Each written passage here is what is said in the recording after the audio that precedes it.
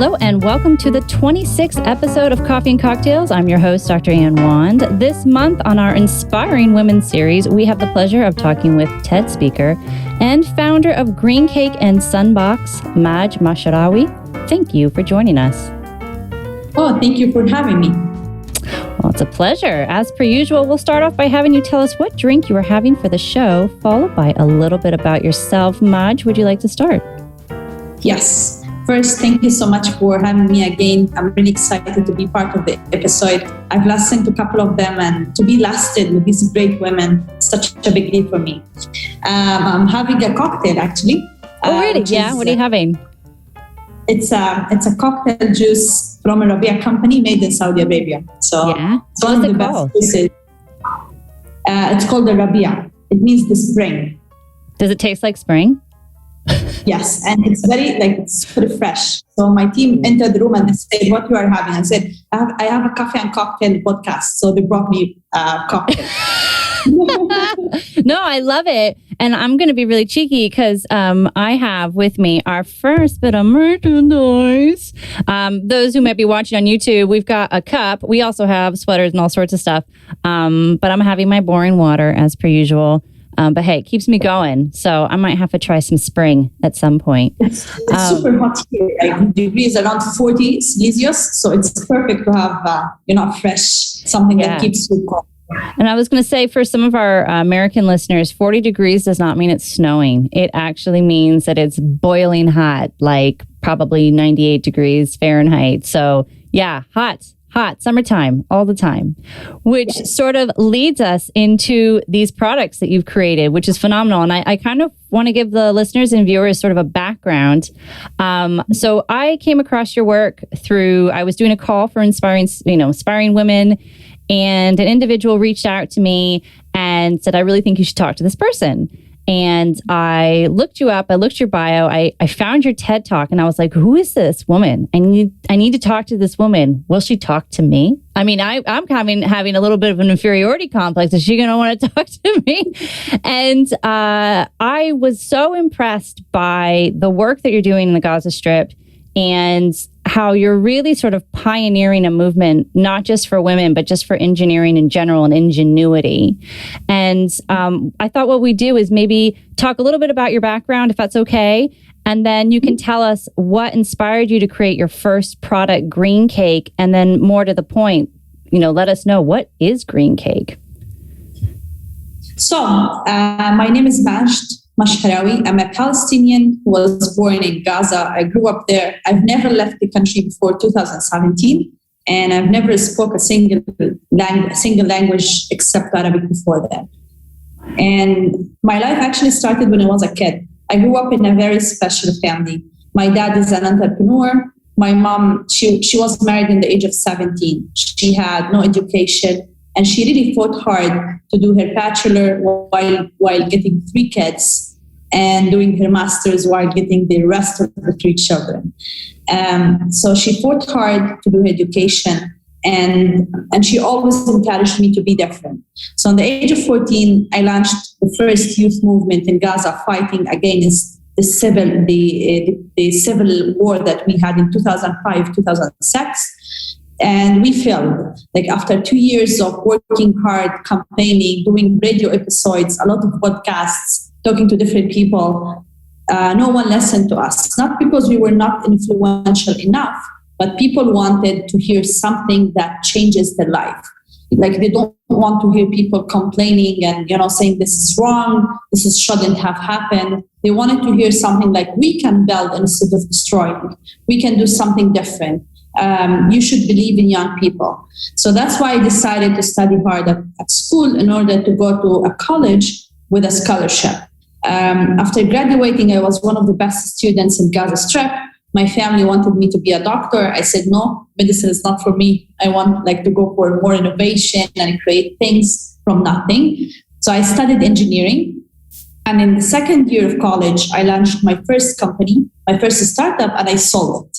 And then in the 4th year of college, I launched my company that I went through until up to date, which is a construction company that manufactures bricks out of ashes and rubble of the demolished houses.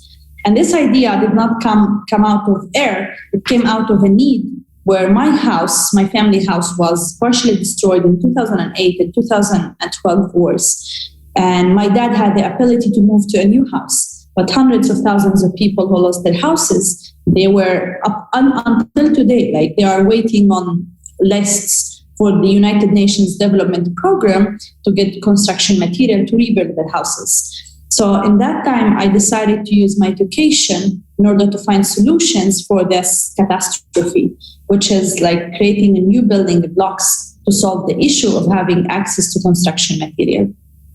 Gosh. Yeah, this is who I am in short sentences. Yeah, I mean, it is really amazing. I mean, I think one of the things that's really interesting about the product that you've developed is that you say that the quality of this green cake differs from other construction blocks. And I was wondering if you could explain how it differs from regular construction blocks used as, building material. Yeah. So we have the regular construction blocks in Gaza, which has been used for more than 70 years now. And it's good, but it's not as it's supposed to be. Like it doesn't match the standards of the American standards for testing material. Why? Because if we match the standard, it will be very costly for the people and they can't afford it. Plus, there is a lot of cheating, unfortunately, in some factories in Gaza. In order to sell it with a good price and to compete, they reduce the quality.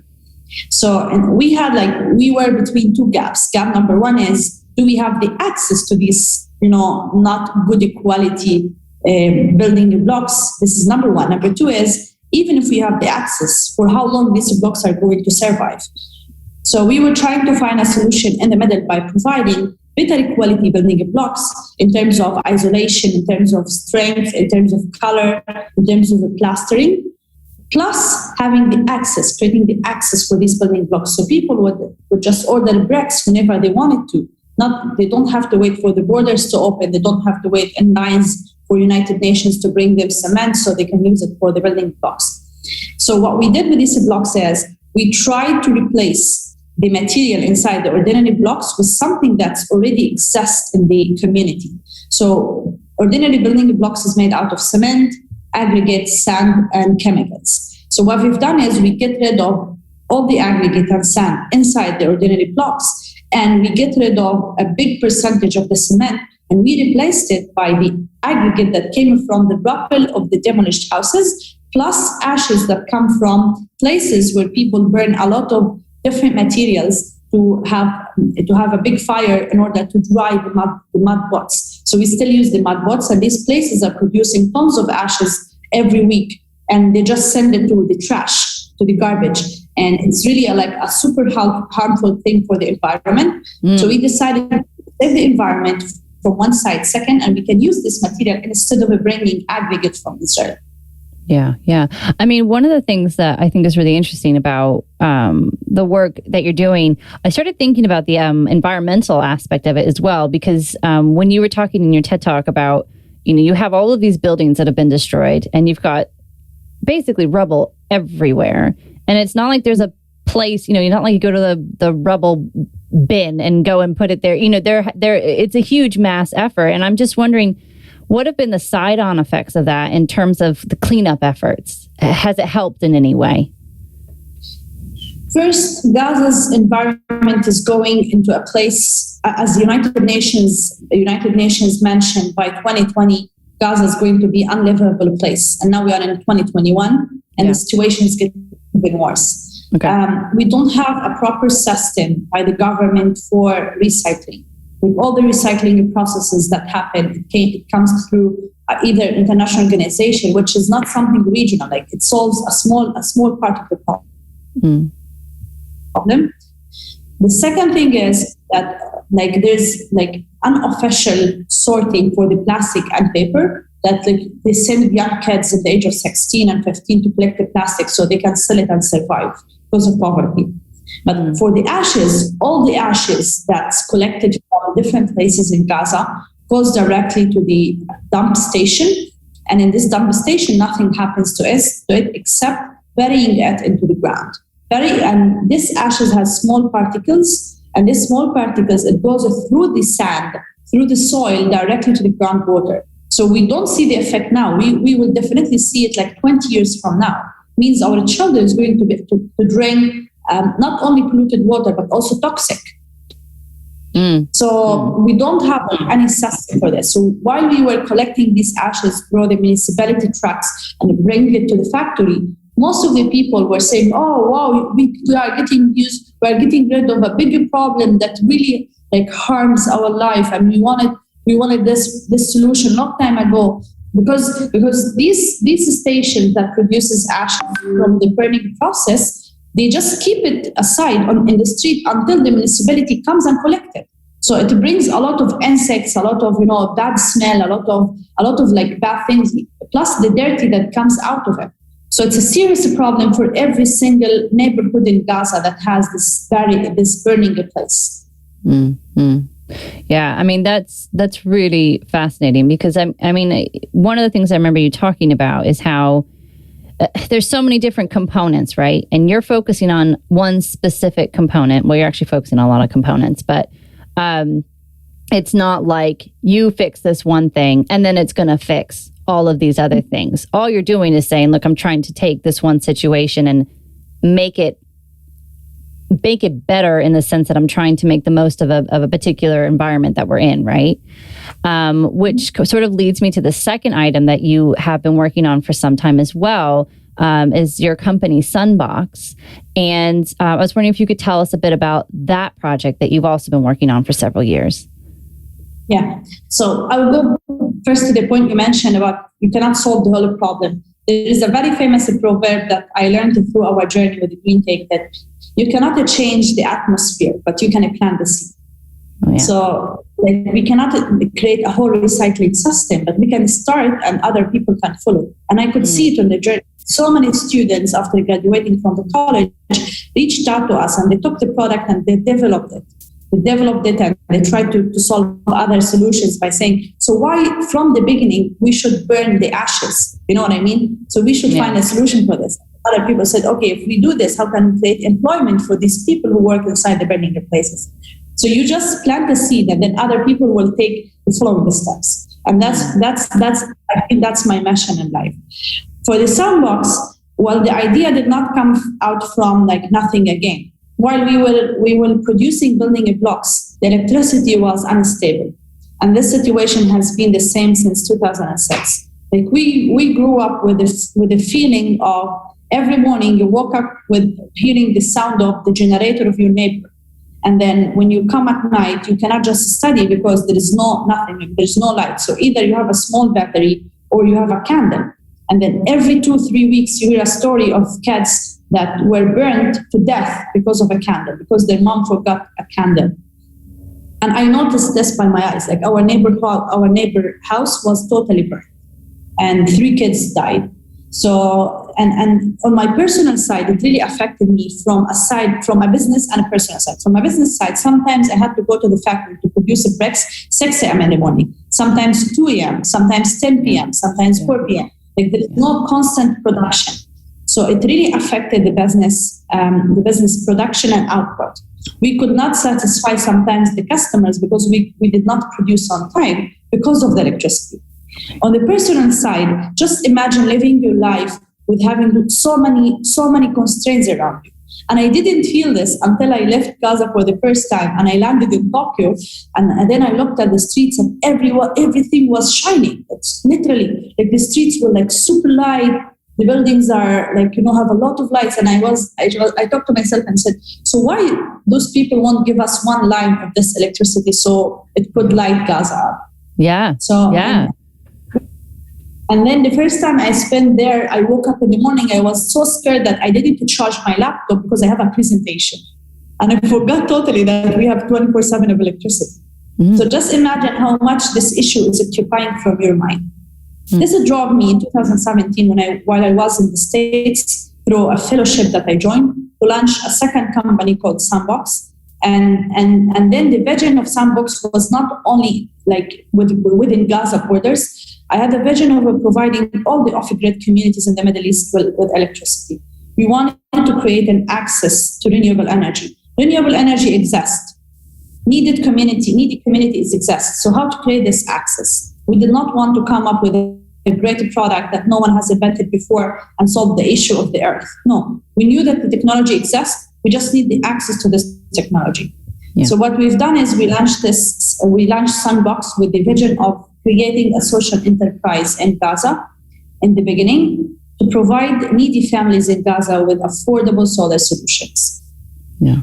Yeah. And I mean, I think this is really, there's a lot of things running through my head, but one of the things I want to make clear to the listeners that you had mentioned in your TED Talk is that when you talk about not having enough electricity, you're talking about maybe 3 hours of electricity a day, maybe, right?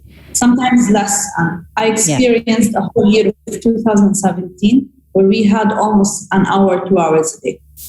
And, you know, it's interesting. You're not the first person I've talked to who's grown up in an environment in similar circumstances. I remember I had a colleague from the Republic of Georgia, and she had told me that in the 90s, it was a similar situation where they had just like maybe an hour to make just enough to make breakfast in the morning, right?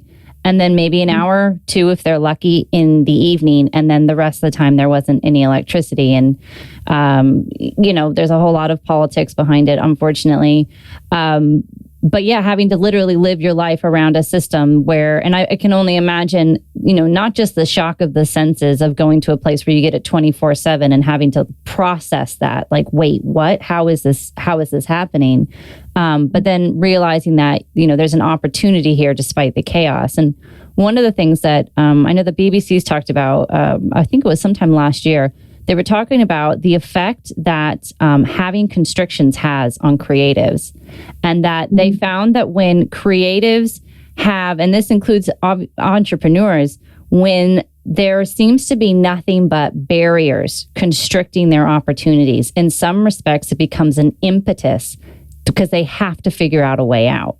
And I think that it speaks a lot to the work that you're doing, is that you have all of these constrictions, but in a way it sort of ignited this fire in you to be like, okay, I know what my parameters are. So now I need to figure out how to work with those parameters. And I know one of the things you talked about, so Sunbox has a business model that's called Sharing is Caring. And I was wondering if you could tell us a bit about this and how this concept came about. Yeah, I will follow up for like seconds about the point you mentioned about the electrical shortage. So I know that there are so many communities like in the world have no access to energy. The problem with gas is not just only having no access. We used to have electricity. We used to have a 24/7 of electricity, okay? But then it disappears one day because of politics, because of wars, because of occupation, different things, okay?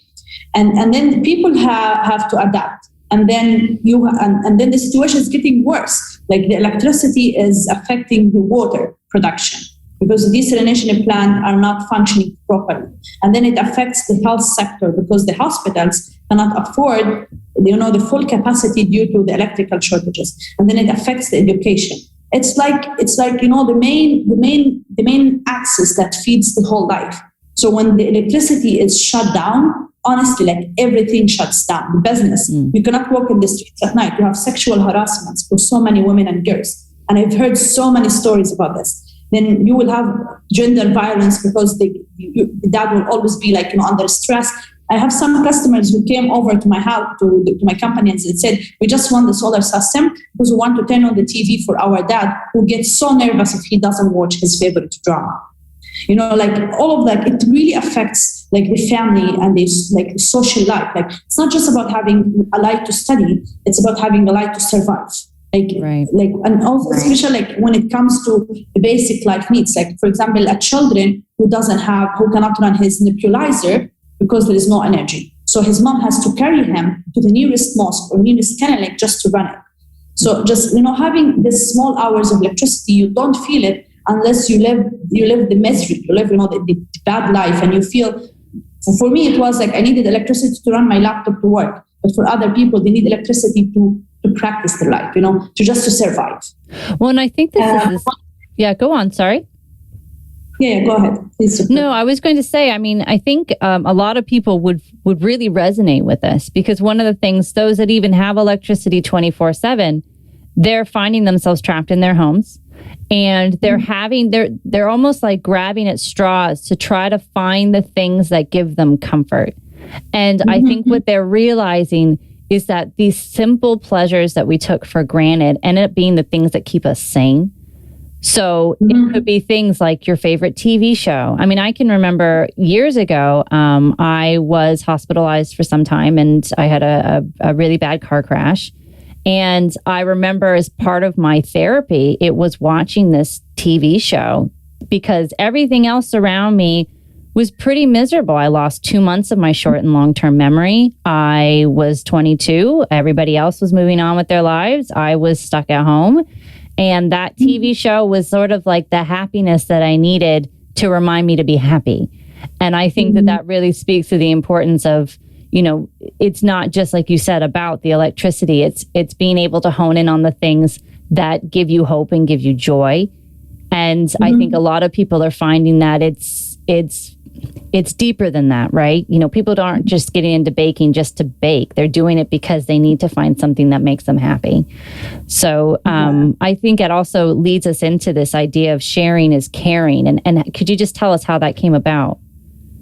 Yeah. So in 2018, we brought thousands of products to Gaza. And then the economic crisis reached to a place where with no return. People had no salaries because the PA stopped paying salaries for the Gaza employees. So many people lost their houses due to the Trump's decision to cut funds for UNRWA. And thousands of engineers just sat at home doing nothing. So if they used to have $1,000 a month, now they have $0 a month. And then we were stuck between the market research that we've done that shows that people really need this and they can pay this amount of money for the product. At the same time, people said, yes, we need this product, but we can't pay for it. So we had to come up with a solution. As you said, in order to be innovative, it's not just having a great solution, but to make it applicable to solve the issue. So we tried to implement different models and it all failed. We tried to go to community centers, promote for things, try to make discounts, to make installments, but really nothing worked out until we reached a solution where we looked at the social construction of the community of Gaza. We figured out that each family is extended family and the whole family decides to live on the same building, on the same compound. So what we've done is we decided to start sharing the solar energy. If a system costs $1,000, we don't go and install it for one family. We install it, let's say, for 2 or 3 families who live on the same building, okay? And then we issue a contract or issue an agreement with the 3 families saying, you will share the solar system and each one of you will get the third of the energy production. Plus, you will pay the third of the price. And then when we were looking for the families, we were looking for the families who have a son and above it is another son. And in the beginning, it was really hard because, we don't have the culture of sharing things. And then by time when we went to different community centers and we started promoting it among families, and they were super welcoming. So we started installing solar panels on the shared buildings and then give wires to the ones who pay for it.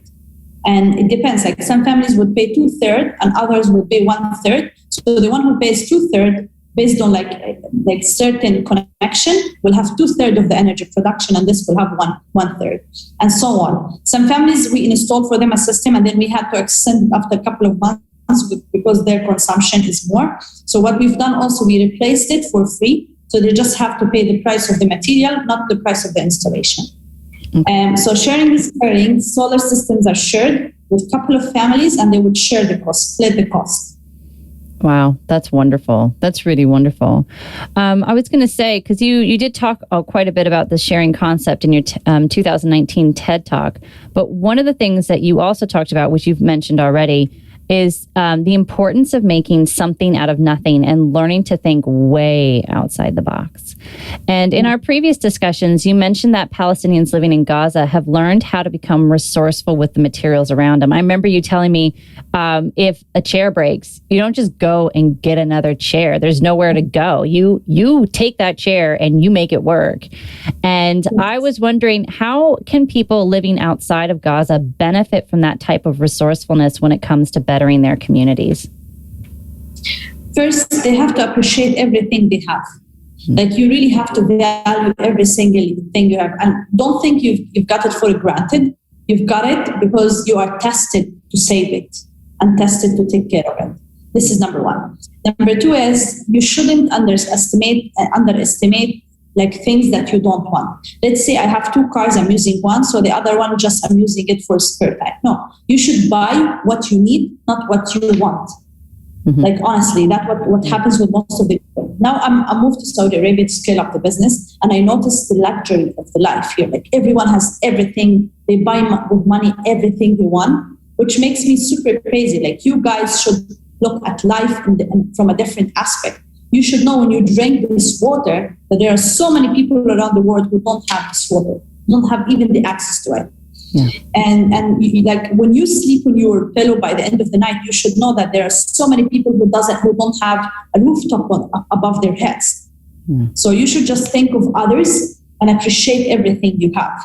Believe me, Dr. Anne, the best thing that happened in my life is I was born in a community like Gaza, because it taught me how to value things, how to value relationships, how to value everything I was given for granted. You know, one thing I've noticed is that there's a real strength in that. You know, like I think one of the things you talked about in your 2018 interview with the BBC, and I really love what you said, is you talked about how the people in Gaza do not want to be viewed as victims. And one of the things that I'm actually doing a talk with a business in Los Angeles in about a week's time. And one of the things I'm going to talk about is, you know, are we a victim or are we a victor? And I think that really speaks to the message that you're trying to give. And I was wondering how do you apply that mindset into the work that you do?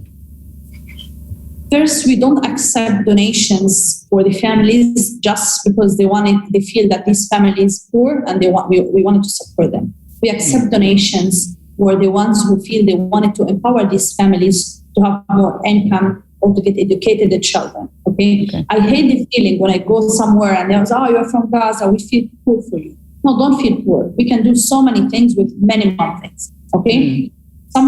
So many people around the world have things that are dreams for us. Okay? Like I dream of having such a thing that someone else has it for granted. But that does not mean that I'm poor, you should feel sorry for me. It means that I should work hard to get what you have. And you should work hard to save what you have. Okay? This is one. Number two is, I love when people come to support us from the aspect of creating thoughtful mindsets. Okay? Not creating a mindset that should accept the situation. The situation, what we have inside Gaza is unacceptable. Okay? But that does not mean to complain. It means to build. It means to create. It means to innovate. And then when we bring engineers or like new employees to the company, the first thing we teach them is how to empower yourself and how to build your own skill and how to survive when you are alone. So when we are alone in Gaza, I want to survive with the power I get from other people. I don't want just to accept the situation and live. I want to survive. Okay? And surviving means to be resilient, to create, to solve, to empower, to develop your life. Do you ever sit every so often and think, I've become my dad? Because you've got that you said your dad was an entrepreneur, and it seems like you've really absorbed that entrepreneurial spirit. I'm sure you have a lot of your mom as well. But do you ever just sit back and go, oh, I am my dad to a degree, but maybe just that extra step, I tell you like an honest thing. Until 2019, my dad was feeling disappointed about what I'm doing. Okay? Oh, right. He was saying, I don't understand what you are doing, why you are doing this. Someone like you should start learning how to be a housewife, how to take care of the kids. I don't look at my hand. I burnt my hand 2 days ago. Oh, jeez. It was really severely damaged my skin. So like my dad, until 2019, he never believed in what I'm doing, not because he doesn't want to, because the community is telling him that your daughter is destroying her life. Right. She's changing the perspective from being a Muslim conservative woman, maybe to non-conservative Muslim woman, okay, which is a threat to the community. And so many women, look at her sisters, are following her steps. I guess your daughters will never get married. I got married, okay, 2 weeks ago. Yeah, and congratulations, by the way. So he chose well. I guess so, up to date. So there's doing business and being married are two different things. And that's what I'm trying to explain to my family. I'm doing business because hopefully I will meet someone in the future who really appreciates what I have accomplished. So until 2019, I had like this situation with my parents where I got into a big fight, and then I stopped eating for like 3 days and no water, and I was almost able to wake up or like walk. And then they believed in what I'm doing after this situation. And then my dad that year decided to invest. He invested almost $500,000 in the company. So he became an investor. And then 2 of my brothers joined the company. One of them is now with me here. I'm from Sunbox office in Saudi. He's with me here in Saudi Arabia. Wow. And the other one is in Gaza. Just see how it changed. It didn't only change the people's life, but also it changed my life, my entire life. My parents, because Sunbox were able to travel. My mom was able to travel for the first time in her life at the age of 50 from Gaza. And she went to the States and, saw the network and saw what we've built. Like, it's a whole empire, like not only the Gaza scale, like international scale. So they believed in what I'm doing. Like, when they've seen the impact, I was like, oh, we are so proud of your daughter. She changed my life. Look, these solar panels, your daughter has done them. Look, here. So, like, it really, really changed my life. Like, my parents are not my parents 5 years ago. Right. Gosh, that gives me chills. That's really cool. That's really cool. I always find when I get into a tiff with my dad, I'm like, you made me this way. You started this. Who do you think I'm made out of, huh? Well, I was going to say, what does it take to be an entrepreneur and or inventor in the 21st century, given everything that's going on? You need 3 things. You need belief. You need to believe in yourself, your ideas, and you can make it. Believe and faith. Second thing, you need a proper network. You need to surround yourself with the people who believe in your leadership and ideas, and they can make it happen. Third thing, which is the most important thing, you need patience. You need to be super patient. Like, honestly, I've been through times where I almost gave up. Like, I was like, why I'm doing this to myself? Like, I can get married. I can enjoy my life with 5-6 kids. I can have someone who pays my bills, Like, why I'm doing this to myself? What the hell I'm doing on earth? And then, then you remind yourself of your vision. Yeah. And I think that's the thing. One of the things I've talked to people about in the past, this was in relation to doing the doctorate, but I think it applies to anything ever, is when you have that idea that kind of like niggles at you, it just sort of bothers you to the point that you're like, I have to do something about that. That's when you found your passion, because it doesn't go away. You can't explain it away. You can't say, well, I should just do this. I should just do that.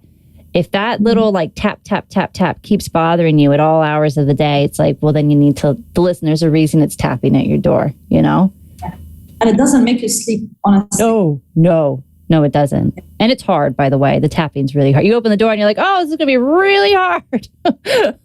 But you think about the outcome, right? I mean, that's the whole point. And that's the adventure behind it.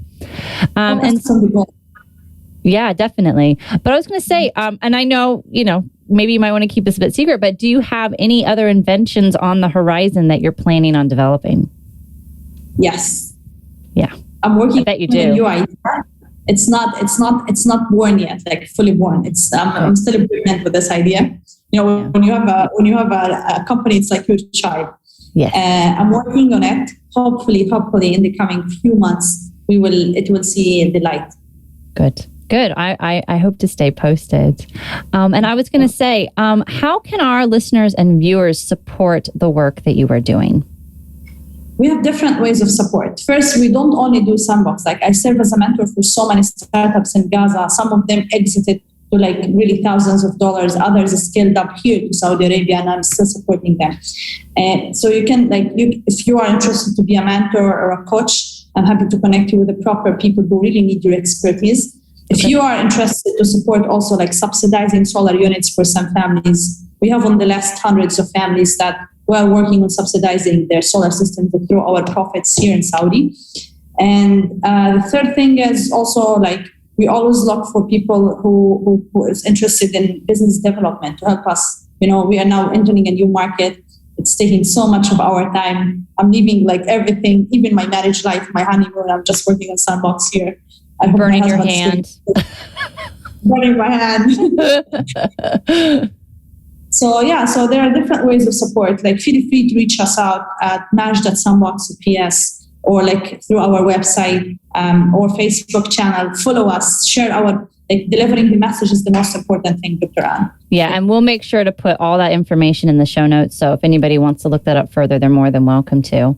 So no, I'm really excited for you. I'm really looking forward to seeing, the new projects that come up. So yeah. But I have to say, that's it from us at Coffee and Cocktails with your host, Dr. Anne Wand. I'd like to thank Majd again for joining us at the studio this afternoon.